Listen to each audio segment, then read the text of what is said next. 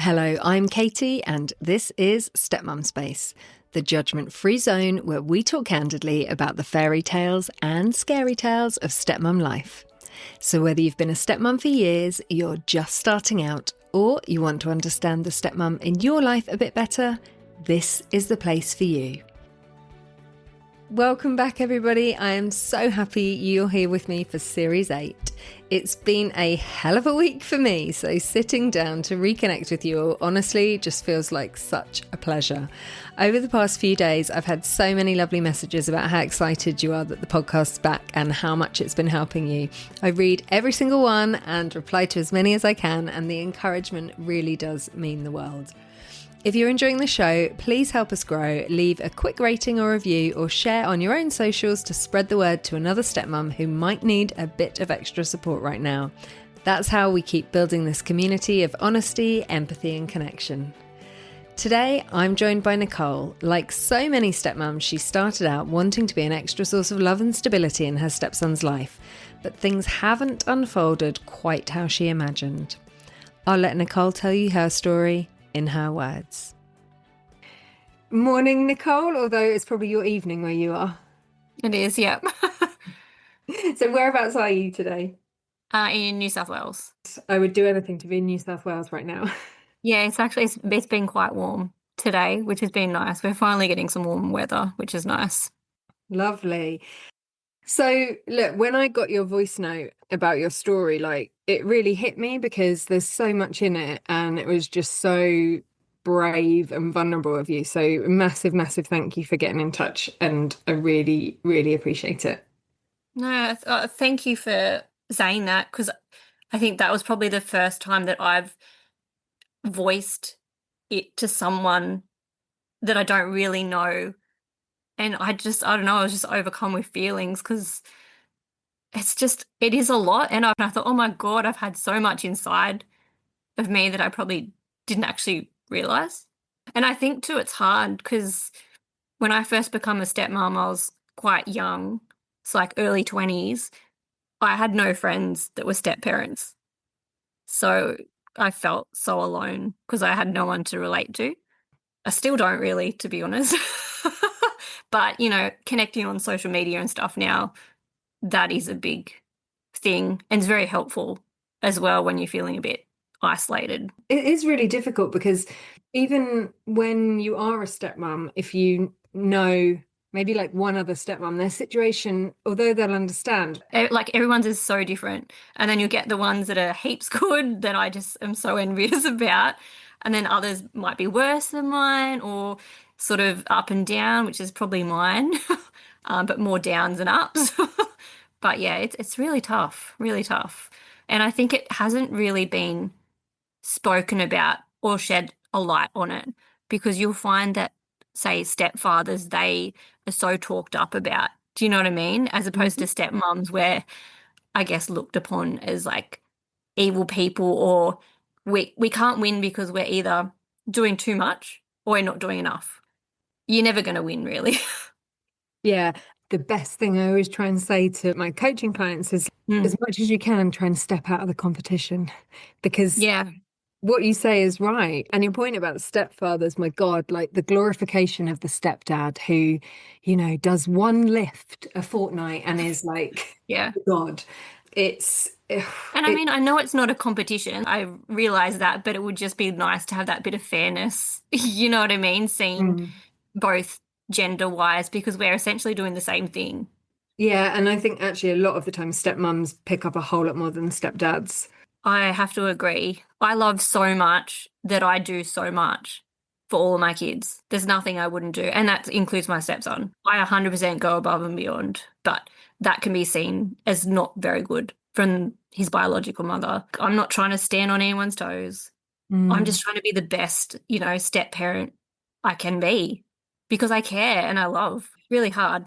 And I think sometimes that having that kind of deep care and that deep love can actually make it harder because you do care so Oh, much. And 100%. and Yeah. when you feel so invested, the rejection or the hurt is so much deeper.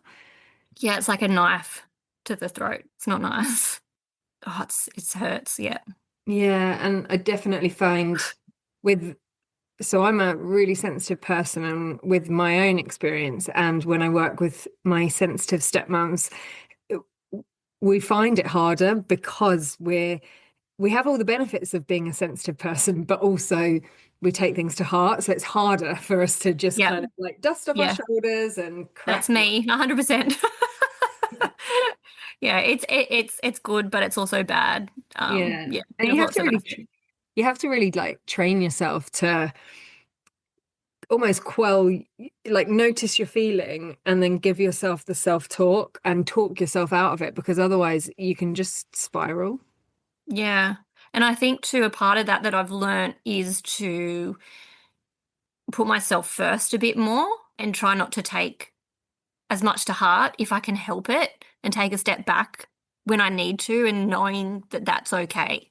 Like Mm. I think in the start I probably wouldn't have done that, wouldn't have thought it was okay, but for I guess my mental health now, that's the best thing for me to just take a breath, take a step back. I'll let my husband sort this and, tomorrow's a new day, you know? Yeah, and mums are always told to kind of put themselves first. And I think as a stepmom, Mm. you think, "Oh, I can't do that. I'll be the wicked stepmom," but actually, you need to. Well, sometimes depending on the situation, it can just be too much.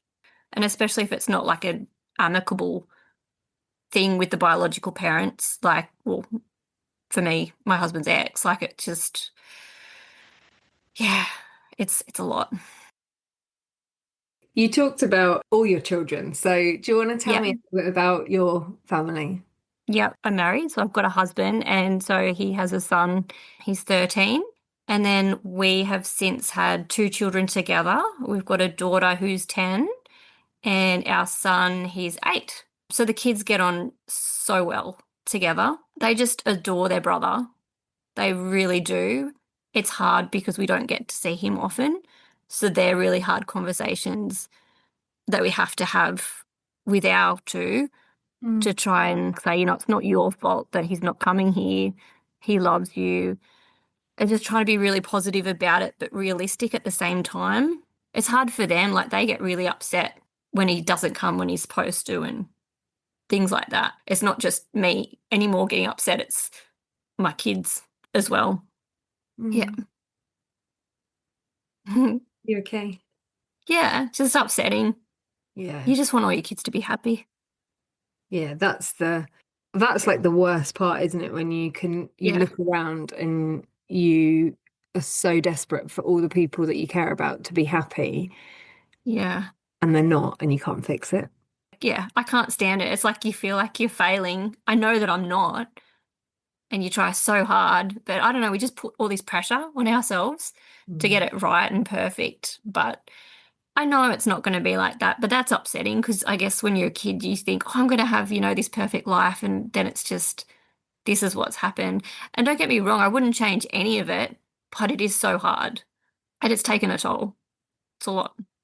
It's okay. So, from what you've said, your husband's son was quite small when you guys got together. It was about 18 months when I first met him. I've been, yeah, like in his life. Oh, yeah, over a decade, a long time.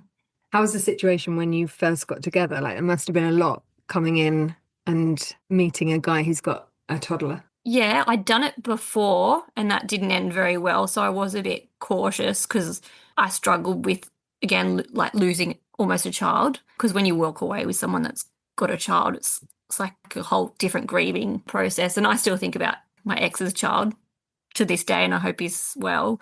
But yeah, I knew that it was going to be a big thing because I'd been through something similar. But the way that my husband was with his child, I don't know. I just knew the love. And I just wanted him to love my children like that. And I think that's where my love started for my husband. He's such a good dad. I love him. So, big decision to start a relationship with a man with a toddler. Yeah. It sounds like you knew pretty soon he was the one. Oh, yeah. After the first date, I don't know. You just know. And it Yeah. didn't matter to me that he had a child. It didn't matter because I just knew the love he had and saw pictures of him and the way he talked about him. And it was just really. just really lovely, and not all guys are like that. So, he's proud. And how were things with your stepson when you first met him? Oh, look, it was a little awkward. It's a new person. But I think for the most part it went fairly well. Like he was a pretty easy sort of kid, you just sort of play with him and start creating a bit of a bond and he gets to know you and vice versa. And then yeah, just our lives slowly, intertwined into more and more and more. And then obviously having our kids and stuff just brought us all that much closer as well. And you mentioned at the beginning of our conversation that you didn't get to see your stepson as much as you wanted. So has that always been the case?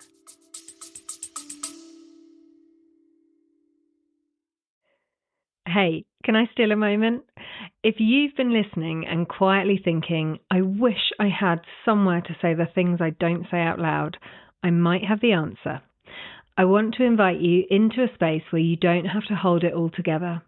A space for the thoughts that sit heavy, the feelings that don't always have words, and the questions that surface when there's no one to ask. It's calm, it's clear, and it's built around you. A space where you can speak freely, be fully heard, and start making sense of it all, while moving forward in a way that actually feels good.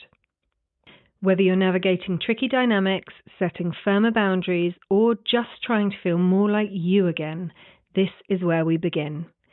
If that sounds like something you've been craving, head to stepmumspace.com and book a free intro call. I'm a qualified transformational coach and stepfamily specialist, and I would love to support you. All right, back to the episode.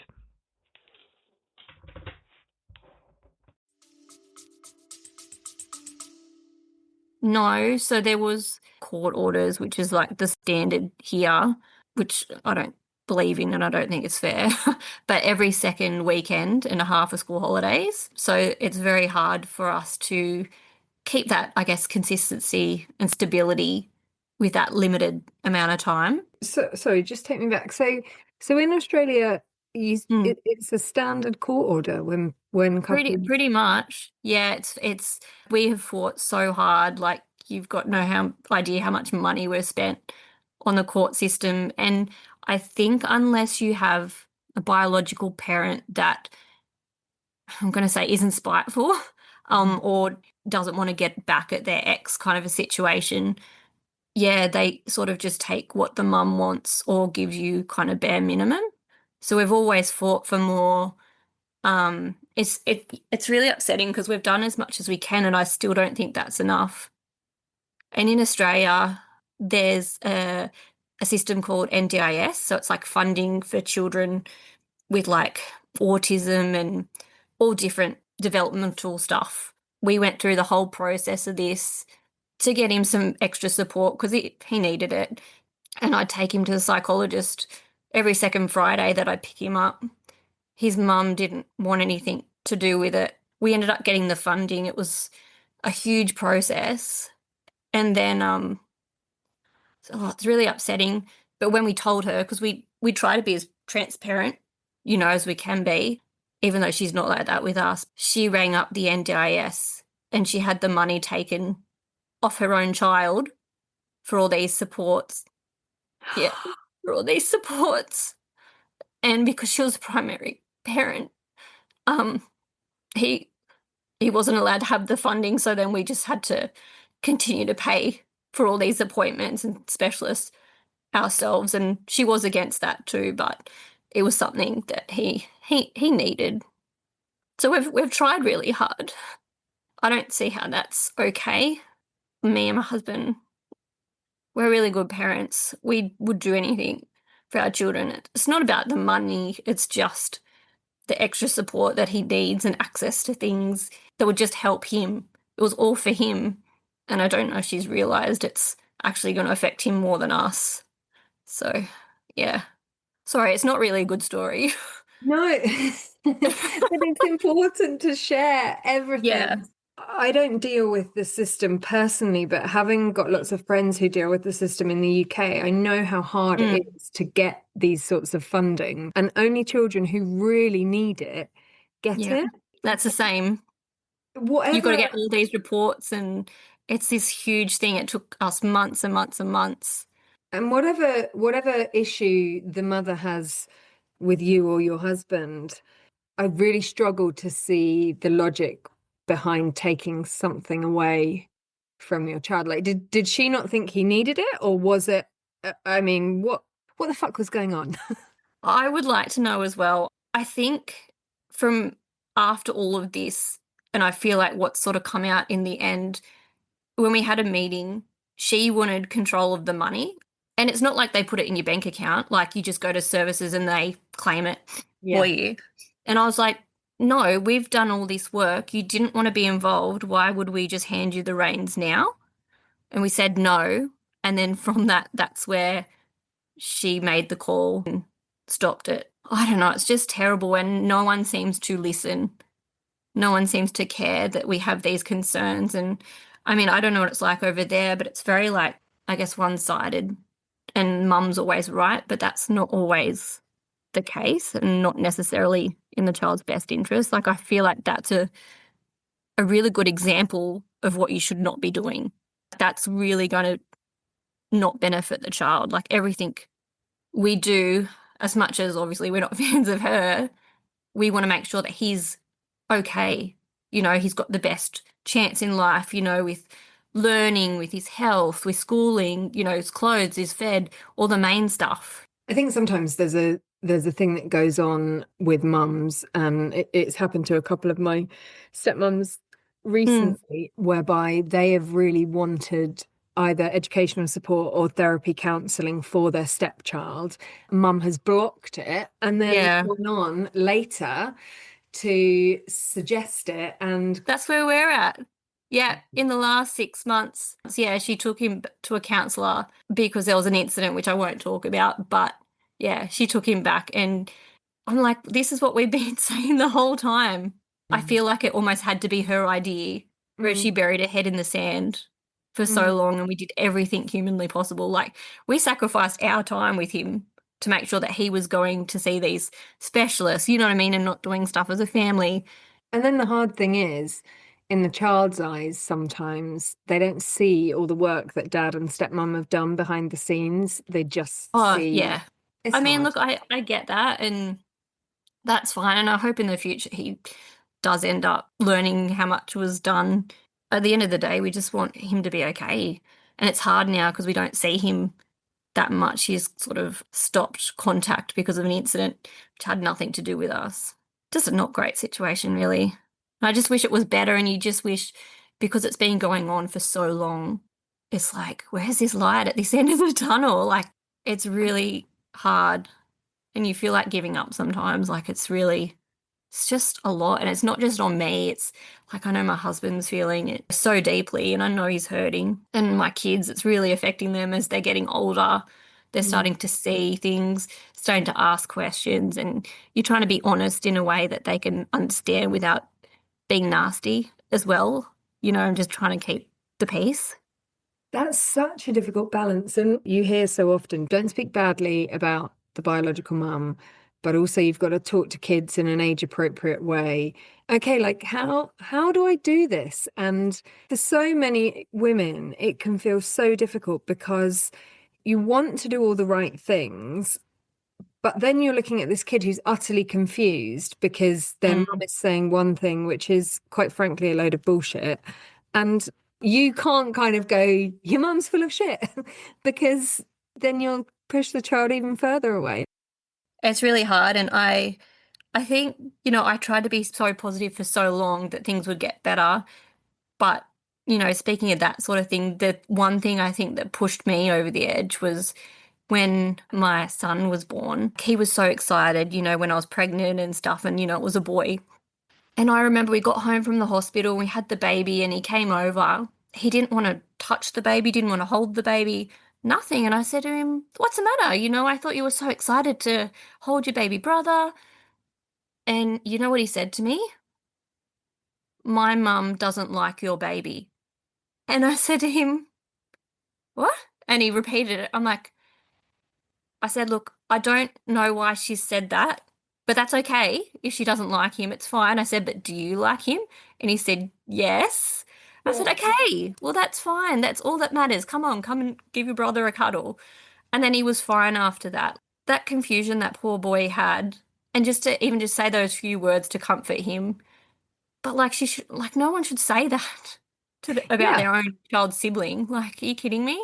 And I was just furious, but I kept my cool and just did the best I could by the kids. But I'll just never forget that conversation. Like it wasn't much, but it just was a really eye-opening moment of I don't think she's going to change. And you say it wasn't much, and obviously it's a few words, but like he says, "Oh, I don't like a baby." I know. Who says that? And the worst thing that Terrible. I find I come across a lot of these stories is there will be a lot of the mother not wanting their child to get close to their new siblings, but Mm. then later on down the line will accuse you of not welcoming the stepchild into the family. And it's like, but hang on a minute, you were trying to not allow that to happen, and the reason it didn't happen is you, and now you are saying that that's a problem. Like, oh my God. Welcome to my life. Yeah, it It's- happens all the time. When we're going through the court stuff. She must have something, like, she's got something against me for sure. She was very much like, and I tried to be nice, you know what I mean? Because I wanted that more happy, like, I was happy to be the other parent she talked to and sorted things out with, like, rather than my husband. Because, he works heaps more than me. I'm like, I'm happy to do that. She didn't want to borrow that. And then when we were in court, I remember getting a letter from her lawyer, and she she was requesting my medical history, calling me like an unstable mum. And apparently, my anxiety was an issue and I'm not a fit parent. And I said to my husband, I am not giving her my medical records.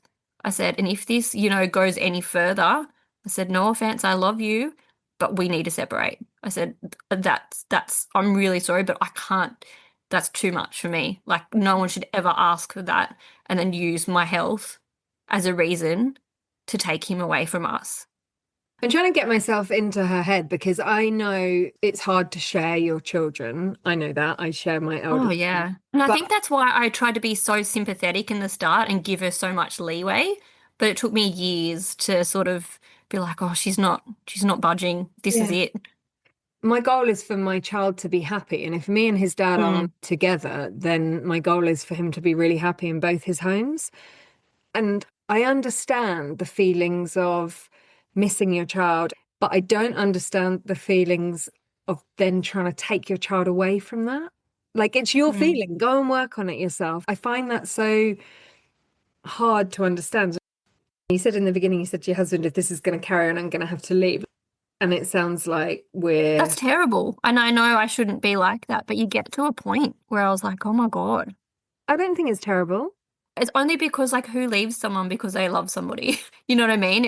It's not about love. But I even said to my husband, if you get more time with your son, if I leave, I will go to make sure you've got that because I know that's the most important thing. And I try with every move and decision I make, him and my children, all of them, are first and try and make sure that they're all looked after first because that's the most important thing. And as much as, we can say we don't like someone or whatever, you've got to put that aside for the child, as hard as that is. And it's Mm. so hard for us, but we do it because we love our kids.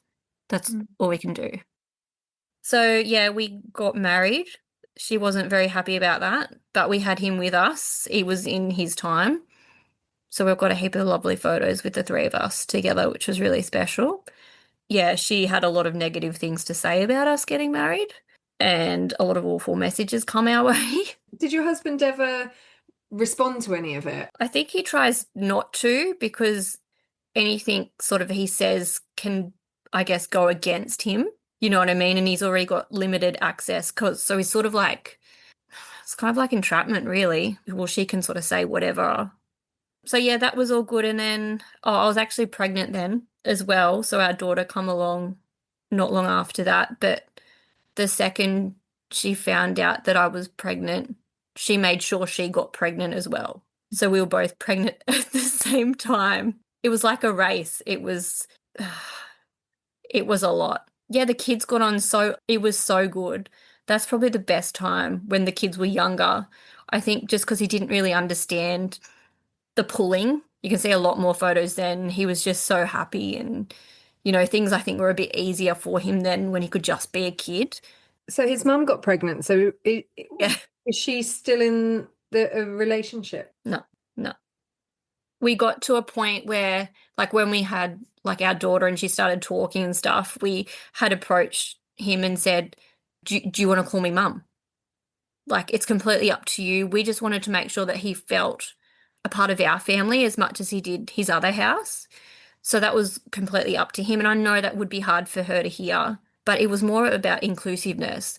If he didn't want to do it, that was fine. But we wanted to give him, sort of that option. And by that stage, I think he was like in kindergarten or something. So he was very much aware of his surrounds and he was happy to do it and he felt included. And it was just really nice. As the kids got older, yeah, they just grew closer. But I guess as they got older, our two would always be, when's our brother coming over?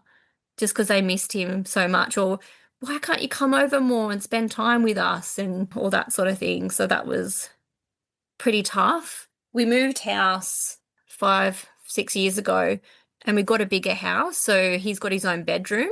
So I think that was a really good thing for him as well because he didn't have that at his other house because he lived with his mother and her parents. And yeah, so he got his own room. So I think he was pretty impressed with that. And then we tried to do the right thing. And I remember we threw him his first birthday party. His mother had never invited our children to any of his birthday parties that she'd thrown, but we'd invited her and his brother from his other house. And he just had the best time. He's never had that. Like he'd never had the opportunity. And if our kids asked, why they hadn't been invited to birthday parties and things, he just sort of shrug his shoulders. Like, I think he felt bad. I feel like he wanted to, but wasn't allowed. I try and tell our kids it's nothing to do with you guys. His mum probably just didn't want us there, and that's okay.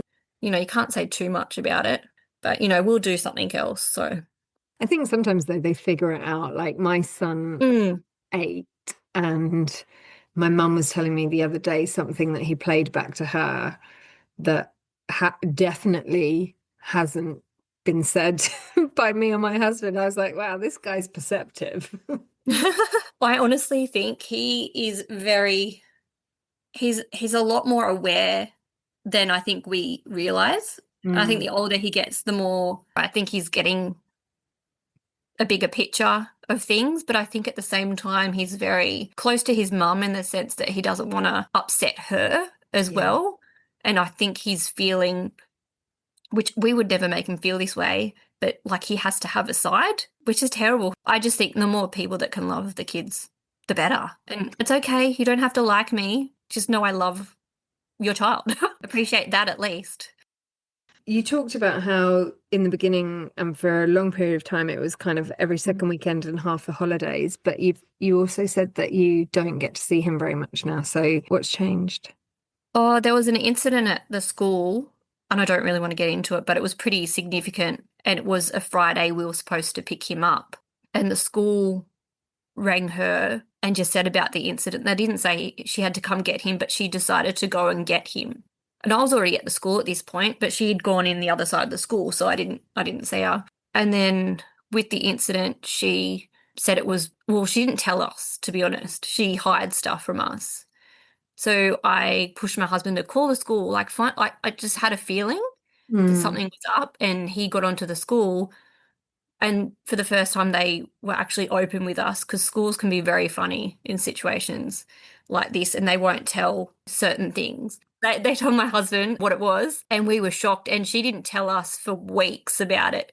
She got a lawyer's letter saying that, the psychologist, that's when she took him back to the psychologist, like a different one again, because she was never happy with the ones we took him to because they could see what we're saying.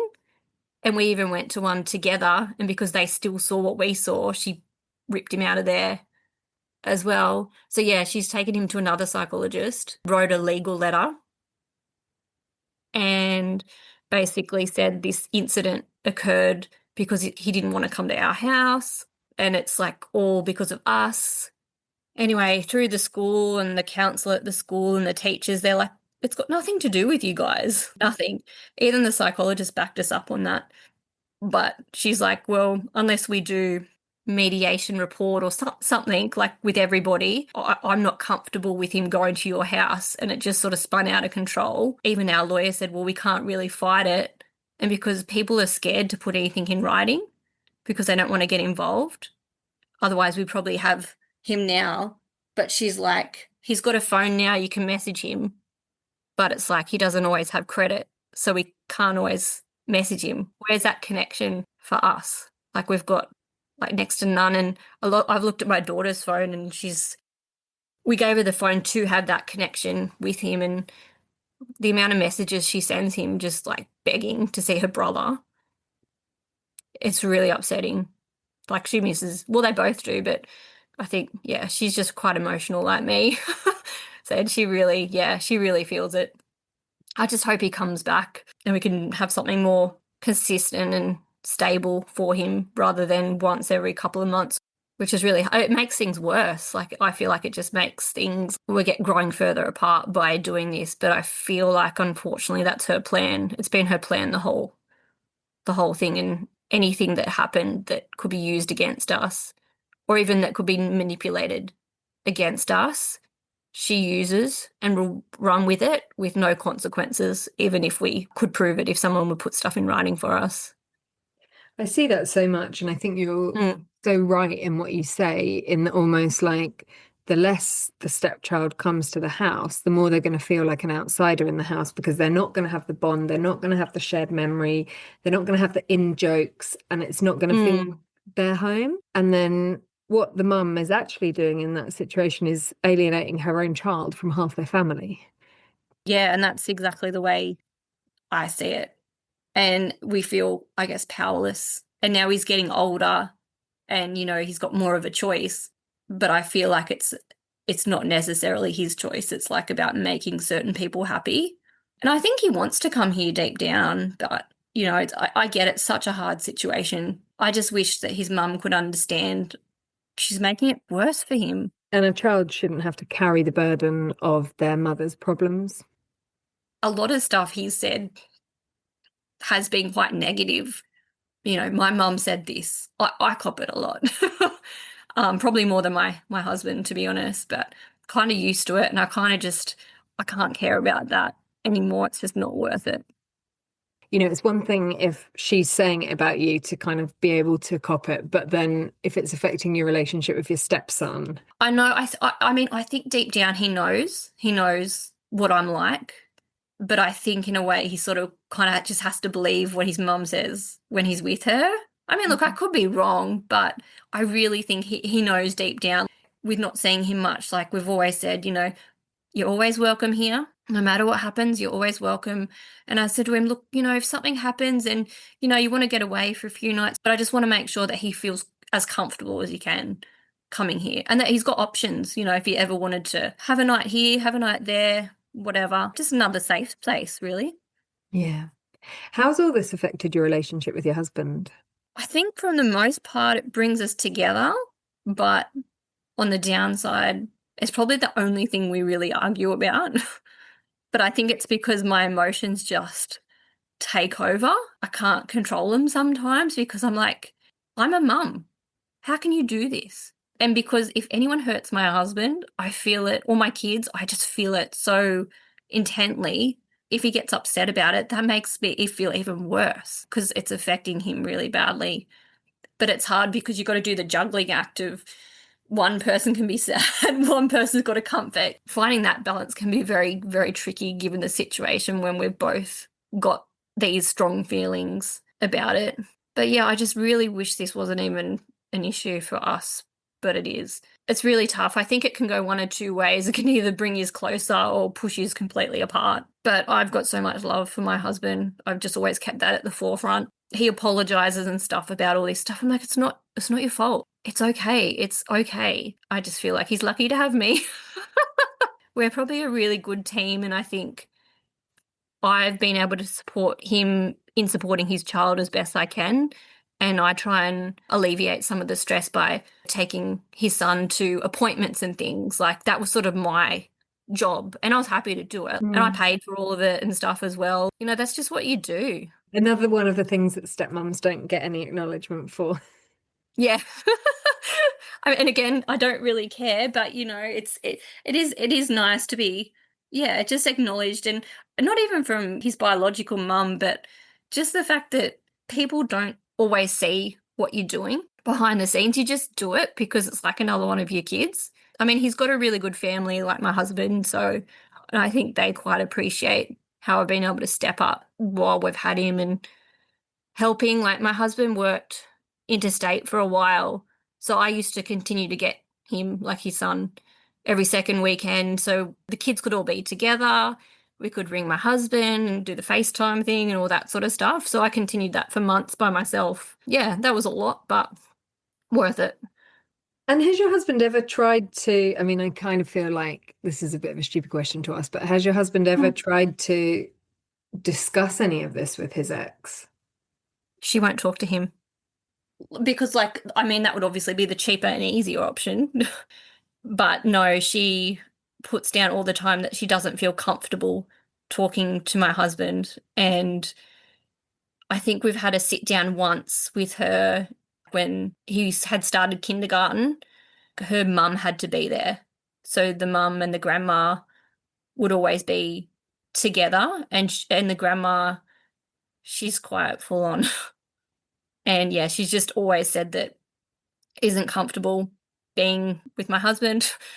I said to my husband, I'm like, tell her if she wants to just talk to me, I'm happy to go. Like, I'm not a scary person. My Mm. husband's 6'8", so I get like he's taller.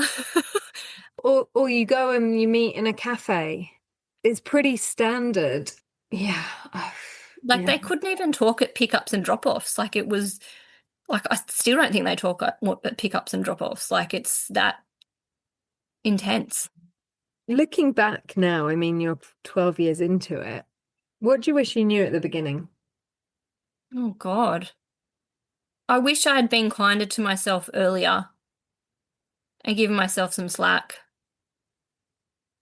I think we go on for so long carrying so much weight. And I mean, for me, like I would have loved to have spoken to a psychologist myself, which is a big thing to say for me. But at the same time, and I said to my husband, I'm like, I'm too scared to go because I don't want his ex to use what I say against him in court because I had always had that fear, and I've had to get over that and just sort of do what's right for me. And I think it's okay to take a break here and there too. It really is. But I wish I had got into probably more podcasts like this or read more online about it, because when I first become a stepmom, as I said, I didn't really know anyone. I couldn't relate to anyone. And the last few years, this is when I've started to see more stuff and I'm following things and I'm like, oh, that's a good tip. Or, oh, I'd like to listen to that. I didn't really have that at the start. So I wish that was more available back then. But I definitely think being a step parent is something that needs to be talked about and appreciated more. Yeah. And I think as in regular families, it's the female who tends to carry the bulk of the load, like mental load, Mm, emotional load. So, yes, you might have a really good stepdad who's contributing in a lot of ways, but it's probably still the female in that household, and therefore in the other household, the stepmom who's carrying the bigger yeah. emotional load. And it's tough. So, I think if there's people listening, remind yourself, get some support, take a Hmm. break, have some compassion for yourself. You can waste, oh my God, I've done this. Like you can waste hours thinking about what you might be able to do or, And but what ifs. yeah, but if you Mm, fundamentally, if you have got a mother in the picture, like the mother that you're mm. dealing with, there's only so much you can do and you can't overcompensate. Well, that's it. And I think as women, we do take so much on. Even just being a mum, not being a step parent, we take on so much stuff. And then to add that extra layer on, it's so emotionally taxing on you, and it can be quite damaging. And I don't think we really realize until we're sort of being tipped over the edge. And I think that's why we need to look after ourselves. Because Yeah. if we can't be the best version, then we can't do the best job as being a parent. And that's the primary thing. And I think a lot of the time, mothers don't do that, women don't do that. It can seem very selfish.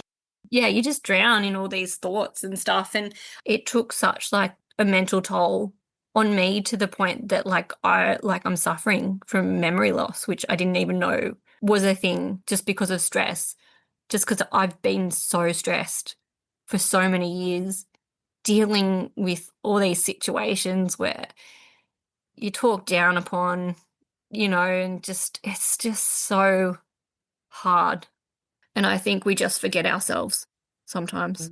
It's brilliant that there's a lot more support out there for mothers postnatal depression and those types of things. And I was working with a stepmom the other day who said, like, where was my maternity leave when I became a stepmom? Where was my that's a good one. where was my support from the health visitor? And I haven't experienced postnatal depression myself, but I've got people I'm close to who have. And when you're going through postnatal depression, you get support, as is quite right, from so many people around different you. services. Yeah. But the stepmoms who go through step parenting related depression don't get that support. It's not, you don't have everyone on your side willing for you and rooting for you. Yeah. And same for, I guess, for my husband, from his perspective, like there's no real supports in Australia, it's mainly dads, but it can be women too, that have been, I guess, isolated or alienated from their child when they haven't done anything wrong. Obviously, if there's a reasoning, completely get it. Yeah. I think the more we can get out there about what's happening to people's experiences, just to be relatable. I work with quite a few dads, and there's a special page on the website which people can go to, or link it in the show notes, for dads, because again, it's as hard as it is for us, it's really hard for them as well, and they're often stuck in the middle. And then we're trying to support them as well as us, plus all the children as well. So it's a never-ending cycle for us women. No wonder you need a break. Yeah. Nicole, thank you so much for talking to me today. It's been pretty humbling to hear everything that you've been through, and I just really appreciate your openness and can just see what a loving mum and stepmom you are. And I will hope, and I will keep my fingers crossed, that your son and your stepson and your daughter are all able to reunite, and that your stepson finds his way back to you guys. Thank you. Yeah, I hope so too. And thank you for letting me be a part of this. I felt it was so important just to get my story and my journey out there. Like, it helps me just to get it out. Plus, I hope it helps just even one person would be great. It will help a lot of people, and it is so important to have a space where you can say that stuff out loud that you need to. So yeah, and I think we don't do that enough by saying it out loud. Not even close. So it's been good. Thank you. Keep in touch. Let me know how you go. Yeah, thank you. You're so lovely. I felt really good. So it was. No, I appreciate that, because I don't have any friends that are in the same situation. So it's really nice. Oh, thank you so much, Nicole. I have truly loved that conversation. As Nicole reminded us, these chats really matter. They show us we're not alone, that stepfamily life is complex, and that it's perfectly okay not to have everything figured out. If today's episode has resonated with you and you're feeling ready for a reset before Christmas, I would love to invite you to my upcoming Reset Workshop. This online workshop runs across 2 evening sessions and is designed to help you find your footing again, to reconnect with your values, bring more calm and balance into your home. And I'm not talking about a scented candle, ladies. I'm talking about proper help. And discover practical ways to communicate and hold boundaries without guilt. We'll also explore how to feel more in control of your stepfamily life and how to make peace with the things that are outside your control. You'll leave feeling clearer, lighter, and more confident in how you show up, both as a partner and as a stepmom. And it's such a supportive space to meet other women who truly understand what this journey feels like. If you'd like to join us, I'll pop the details in the show notes, or head to stepmumspace.com. You'll find all the details there, along with my downloadable workbooks in the online shop if you prefer to work through things privately at your own pace. We'll be back next week with another new episode. Take care. Lots of love.